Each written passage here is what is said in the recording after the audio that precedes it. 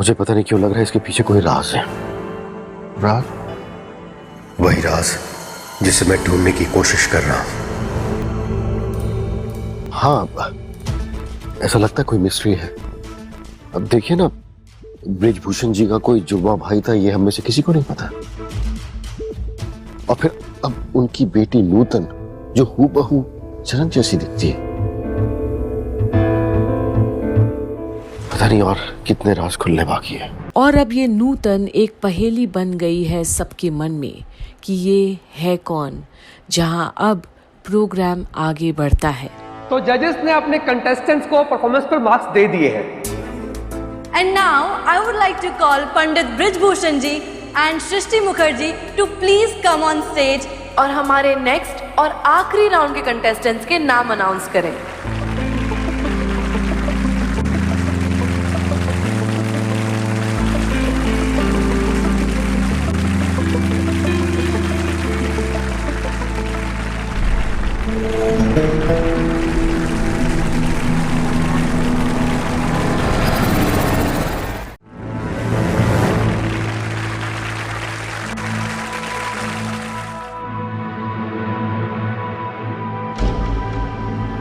पहला नाम है अर्शी मुखर्जी का।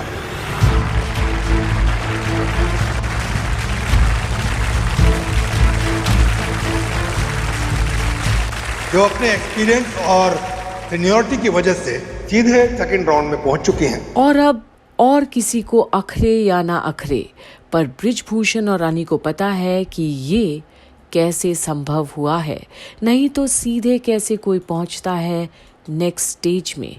और अब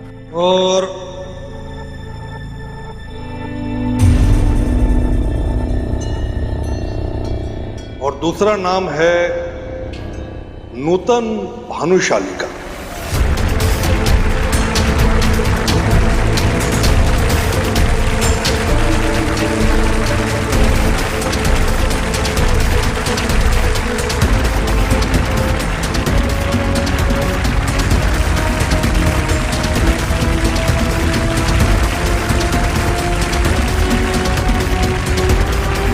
और अब एकाएक अपनी खुशी को जाहिर करने के लिए पंडित जी उठ जाते हैं अपनी जगह से सबके समक्ष। और तब चौंकते हैं बहुत सारे लोग जब आपका बहुत बहुत धन्यवाद जो आपने मेरी बेटी को इतना प्यार दिया। और जजेस, आपको बहुत बहुत धन्यवाद जो आपने मेरी बेटी के नृत्य के स्टाइल को समझा। बड़ी मेहरबानी सर।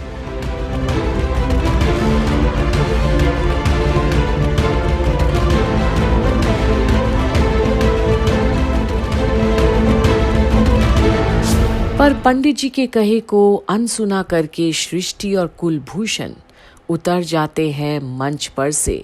उन्हें तो ये दिखाना है कि उनकी कोई अस्तित्व ही नहीं उनके सामने। और अब होगा इस प्रोग्राम का आखिरी मुकाबला। अब एक आखिरी जंग होगी सबसे मुश्किल, क्योंकि यहाँ कंटेस्टेंट्स जजेस की उंगलियों पर नाचेंगे।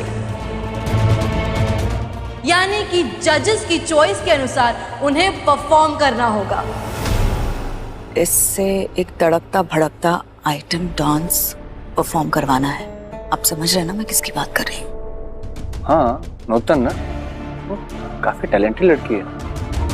देखिए, टैलेंटेड लड़कियां बहुत सारी है, लेकिन जरूरी नहीं कि वो इंसान भी अच्छी है ना? उसके इरादे नेक है।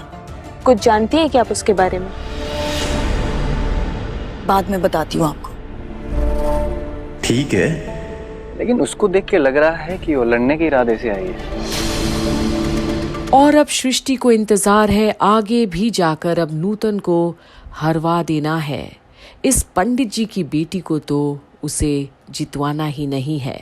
ऐसा नंबर पर डांस करवाएं कि उसकी घराने की और ब्रिजभूषण की धज्जियां उड़ जाए। वहीं अब अर्शी मुखर्जी परफॉर्म करेंगी जजेस के हिसाब से एक बॉलीवुड नंबर पर।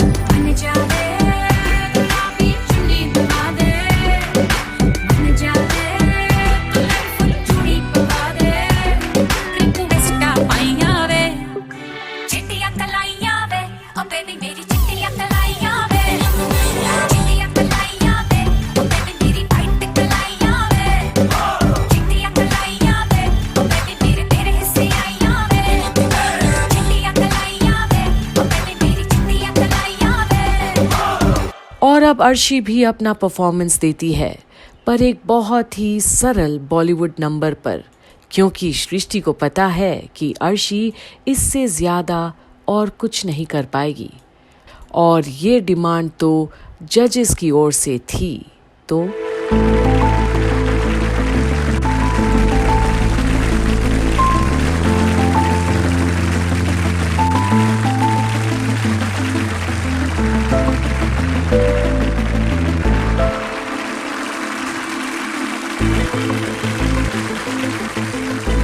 पर जहां आज सृष्टि तो पहले से ही मन बनाकर रखी थी कि अर्शी को ही जितवाना है, वो ट्रॉफी उसे अपनी बेटी को ही देना है, तो तालियां भी वही अपनी बेटी के लिए सबसे ज्यादा पीट रही है, शोर मचा रही है। पर झनक को पता है कि ऐसा ही कुछ होना था आज। वेल, अब बुलाना चाहेंगे नूतन को ऑन स्टेज।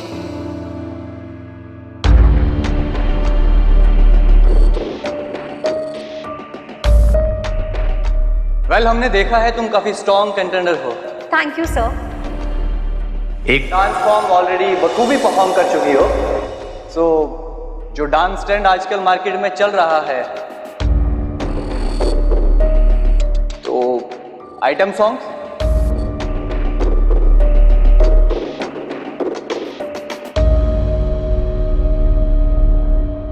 आप उसे किस तरह परफॉर्म करती है हम देखना चाहते हैं। और अब ये सुनकर एकाएक झनक के चेहरे पर से रंग उड़ता है और अनी भी स्तब्ध है।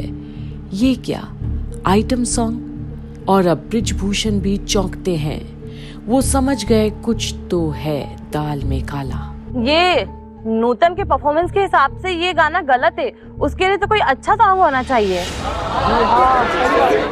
और ये तो एक तरह से ये मंच का, ये आर्ट फॉर्म का, इस घराने का तौहीन हुआ है जिस घराने से झनक आती है।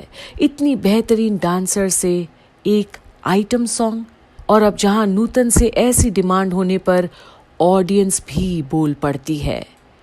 पर एक बार फिर जिंदगी ने उसके साथ धोखा किया है, छल किया है, उसे नीचा दिखाने की साजिश है।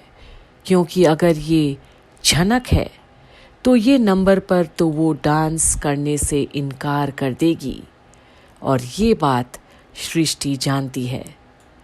पर यहाँ तक भी झनक ने संभाला है अपनी नूतन होने की आइडेंटिटी को, राज बने रहने दी है, क्योंकि अभी और भी बहुत सारे राज हैं जो खुलने बाकी हैं उसे नूतन से झनक बनने से पहले। तो अब आगे क्या होता है ये देखने के लिए आप भी बने रहिए कंप्लीट बॉलीवुड पर, जहां आप देख रहे हैं झनक की सारी अपडेट्स।